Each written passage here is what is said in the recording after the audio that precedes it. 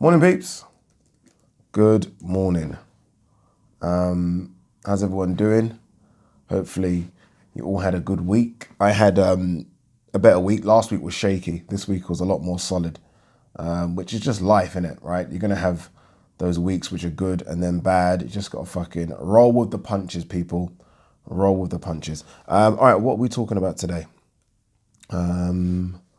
I've absolutely no idea, but I'm guessing we'll find some stories. Okay, let's start with this. It was announced a few days ago that Billy Joe Saunders would defend his, what's he got? WBO super middleweight strap against Martin Murray, which got mixed reaction. It wasn't all negative. In fact, I'd say it's about 70% negative, 30% what you're going to do, right? I don't think there was any positive. I think it was like 70% like, oh, it's just BS. 30% was like, we're in a weird time right now with regards to making some of the big fights. Are we? I don't know if we are, if that's true, but I think that was the 30%. Remember, they were supposed to fight like a year and a half ago, maybe even a bit longer than that, because at the time Billy was with Frank. So yeah, maybe about a year and a half ago they were supposed to fight. It didn't happen. Martin Murray's 38 now. I don't know. I don't know what to say about this fight. I'm definitely in the 70% negative. I'm not a fan of it.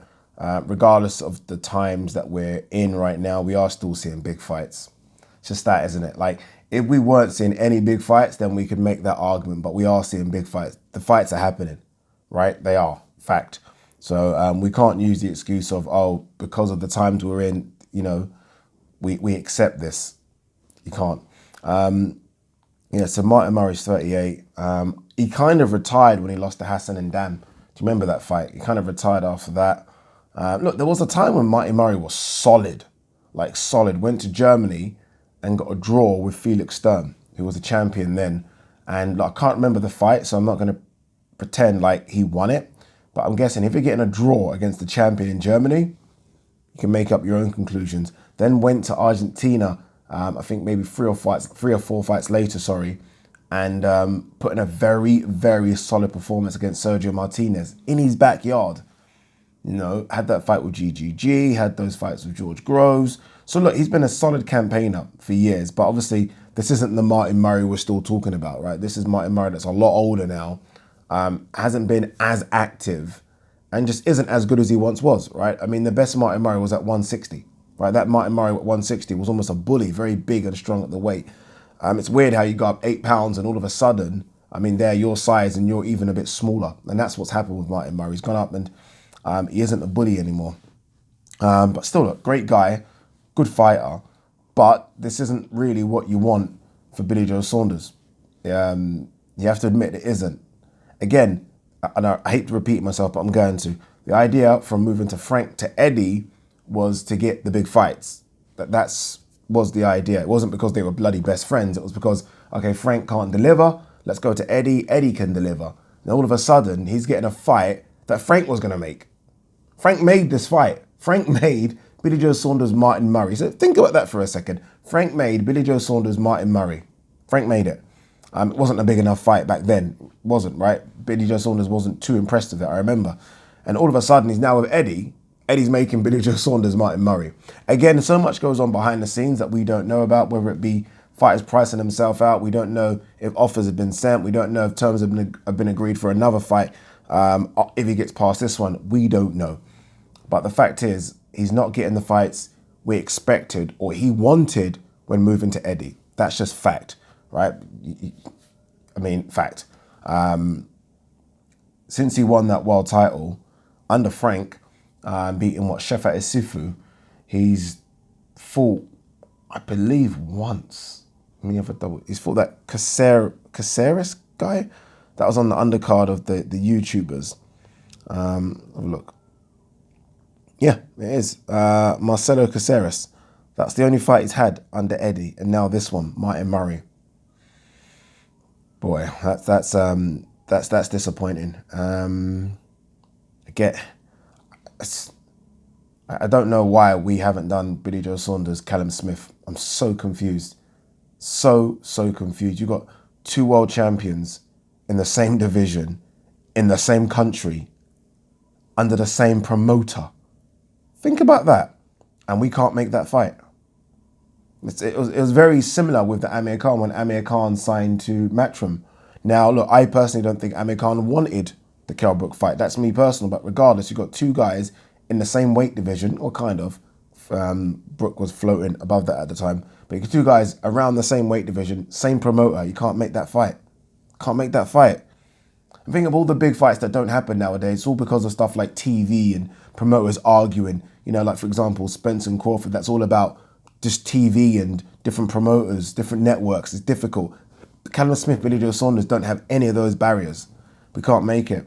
Anyway, so we get Martin Murray, Billy Joe. When is this fight? The 4th of December. 4th of December. When's Fury fighting? Ain't Fury fighting the 4th or 5th? Is this an undercard for Fury? If it is, then what am I talking about? Oh, sorry. See, there you go. I completely forgot. This is Matchroom. Okay. So that's on a Friday. Then Fury's fighting on the Saturday, I believe. Interesting, eh? Yeah, so good luck to Martin Murray. He gets another world title crack. He's had a couple of world title cracks. We've had about 3, 4. Good luck to him. Obviously, I don't expect him to win this one, but he's going to come. He's going to try his hardest. And for Billy, it's just a case of, look, having a fight, right? Staying active. For Billy Joe Saunders, it's been a strange last 3 years. It'd be good for him just to make the weight, right? Go into a camp. He's probably already in a camp now, actually, and just have a fight. Just have a bloody fight, man. And then we'll see what 2020 holds for him, whether or not it is the Canelo fight. Remember, again, he was that close to getting that Canelo fight in May until COVID hit. So let's see what Billy Joe Saunders can do. Did you guys see the Kell Brook IFL TV interview? I think it was done by Umar Ahmed. Quite revealing. This is a fired up Kell Brook, isn't it? I don't know what that means, if I'm honest with you, in terms of being fired up, right? Backs against the wall. Who knows what that means, especially when he's coming up against Terence Crawford. But he is very fired up. He seemed upset with the treatment from Eddie Hearn and Sky. Remember, he's been a Sky fighter for years. And he's done some big fights for Sky. He has. I mean, Errol Spence was a big fight. Gennady Golovkin was a massive fight as well. And he seems disappointed that Sky aren't picking up this fight. And I actually think he has a right to be disappointed. I almost feel like they're not picking it up because they don't back their man. And even if you don't back your man privately, you've got to back him publicly. And backing him publicly is saying, you know, we're going to back him, we're going to put the fight on. It might cost us a lot, but we're backing him. Almost by not showing it, it's almost saying, yeah. Do you know what I mean? That's what it feels like. And I'm sure, could be wrong here because my brain sometimes doesn't work in the morning, but I'm pretty sure they showed Crawler Loma.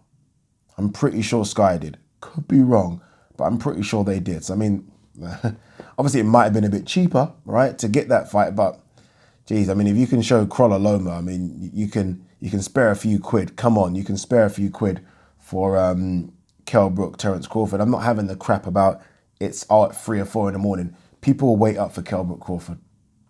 People will wait up. It's been disappointing, I think, from Sky regarding a lot of the boxing. It's not just this one. It's obviously Loma, Lopez on the weekend. Go back a bit further to the Charlos fighting Lomachenko and Rosario. I mean, are you covering boxing or are you not covering boxing? I mean, sometimes you've got to put a few quid in it, right? You've got to, just to appease the fans. But obviously, Kell's very, very upset about it. Upset about the words I think that Carl Froch used. I think Carl Froch used the term cashing out.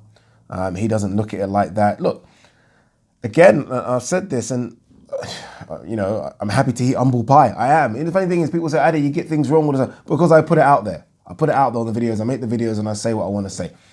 So I'm happy to eat humble pie, but I think Kell's going to do good in this fight. Do I think he's going to win? No.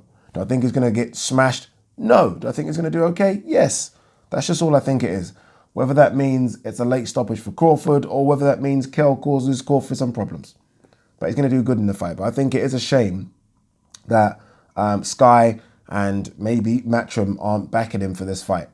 It is a shame because when I think of that kind of the move that everyone done from Frank to Eddie, Kell was one of the very first fighters. I remember it was like Kell, Darren Barker, were I think the first two like big names to go over. And I think maybe Tony Bellew came over a bit later, but those were the first two, Kell Brook and Darren Barker. So Kell's been there for years.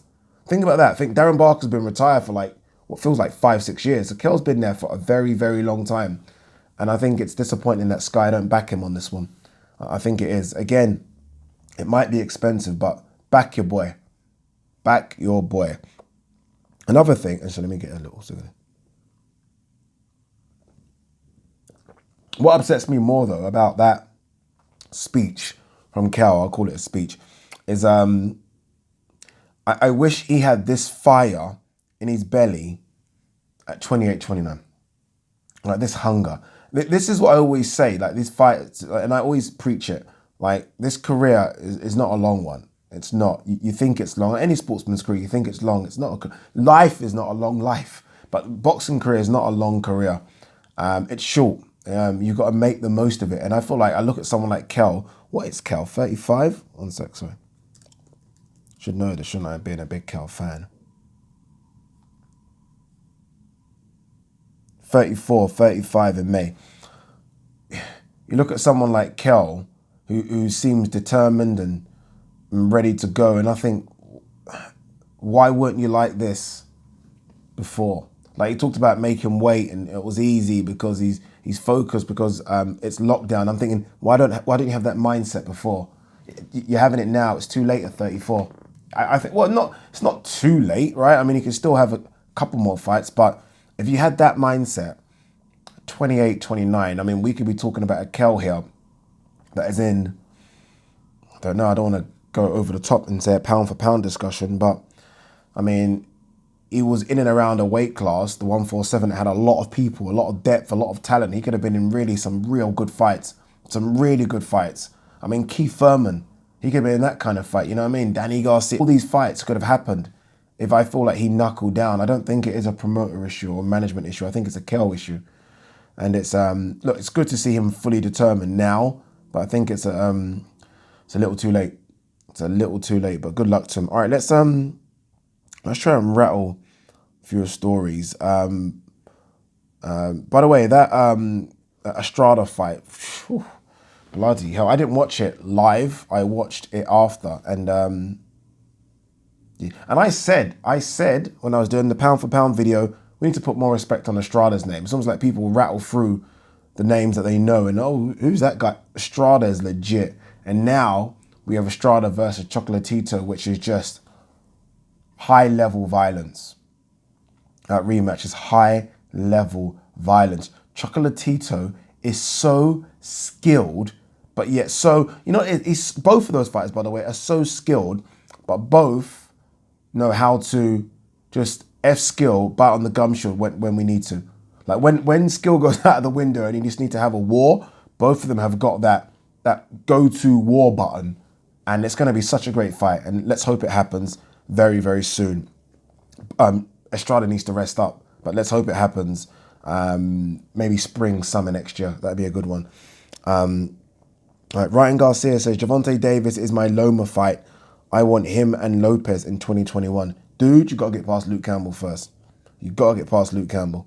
Like, I'm still not convinced about him. We'll see, though. He could shut me up and shut a lot of people up if he kind of wipes the floor with Luke, like just wipes the floor, then, geez, that 135 division is frightening. If he wipes the floor with Luke Campbell, then, fucking hell. If he wipes the floor with Luke and Gervonta wipes the floor with Leo Santa Cruz, although it's at 130, those four guys going forward, I mean, it could be like the four back in the 80s with Hagler, Hearn. It could be like that, you know, Sugar Ray Leonard and Duran. It could be like that with those four, Gervonta, Teofimo, Ryan, and Devin Haney. It could be that good. Bit of hyperbole there, but you know what I mean. Dave Allen versus Christopher Lovejoy on the Usyk Chisora card. It's a shame because this was supposed to be Christian Hamer. And then he tested positive for COVID. I mean, that would have been a good fight. And then he was trying to get Lenroy Thomas, and now he's getting Christopher Lovejoy, who I don't know, is unbeaten, I believe, but Hasn't fought anyone. 2 seconds. Tyson Fury looks like it's going to be Carlos Takam or Caballero. It's going to be Takam, innit? It's going to be Takam. Literally, Fury's just going to play with Takam. No disrespect to Takam. He's solid, he's strong, he's big, but that's the kind of fighter that Fury likes to fight. It's going to be very similar to Fury versus Chisora, the second one. It's going to be very similar to that. What else we got here? Lee Selby. Lee Selby fights on that Chisora undercard, right? He's now at 135. Let's not forget there as well. He fights, is it Cambasos, if I got that name correct?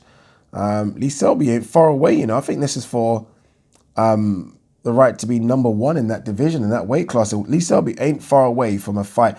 Teofimo's going to have so many mandatories coming up, and Lee Selby could be Teofimo mandatory. Strange. What have we got here? Did you see, I think, I'm not making excuses for him, but did you see Loma's people, I think, have released a video of the surgery? That's a serious surgery now. It's the kind of surgery where he might be done. Like, as much as, I don't want to make an excuse for him because, look, lost the fight. I've scored it, 7-5, 8-4, whatever you want to score it. But he lost the fight regardless. But even though that might be an excuse, now I look at that shoulder, and this could be the second time, right? I don't know if it's the same shoulder, because obviously he had shoulder surgery after Jorge Linares' fight as well. But that could be it.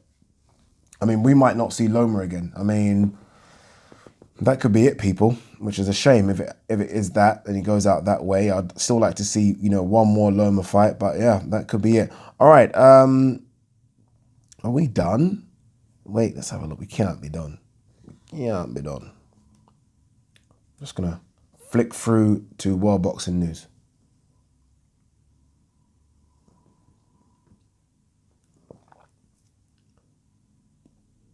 I think we are done, you know. As I'm doing this, as I'm trying to find some stuff, let me just quickly mention all the thank yous. A lot of people tuned in. A lot of people actually tuned in to me being on Talk Sport yesterday doing the Khabib Nurmagomedov like post-fight reaction. I was supposed to do some stuff before it, but it just was a mess over there. Well, not a mess, but it just got so crazy over there. Just flipping between TalkSport.com, TalkSport 2, and TalkSport because football was going on. The fight came on too early, blah, blah, blah. But I done the post-fight reaction with Gareth A. Davis, which was really good. And then we started talking boxing until like 1 a.m., which was fun, live on TalkSport. So yeah, great stuff. I haven't seen this fight. It was done as a draw, but I've not seen it, so difficult to comment. Lipnitz versus Clayton, haven't seen it, but that's at 147, right? So it's good to get new blood. Let's see what this Clayton's like. I saw Errol Spence say something like he boxed Clayton in the World Championships. So yeah, it's good to see more blood coming through. Because I think of him, I think of Jaron Ennis as well. So yeah, we'll see. All right, guys, that's it. Short and sweet. We're gonna get the what we're gonna get Q&A. I'll do a video for the Q&A. Maybe tomorrow we'll get another Q&A done by the end of the month. Peace.